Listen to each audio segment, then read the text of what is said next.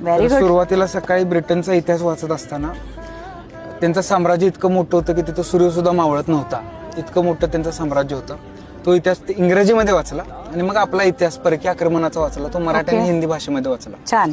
आणि ह्या दोन विचारानंतर रात्री मध्ये असताना झोपेत माझ्या एक मनात झोपताना विचार घोळत होता आणि तुम्ही शब्दात लिहून काढला की इंग्रजी भाषेला डोक्यावरती रेषा नसतात पण मराठी भाषेला डोक्यावरती रेषा असतात. याबद्दलच मी एकदा असं लिहिलं होतं की भाषेवरूनच, वर्तवणुकीवरूनच माणसांच्या त्यांच्या भाषा ठरल्या असतील, वर्तवणुकीवरूनच माणसांच्या त्यांच्या भाषा ठरल्या असतील.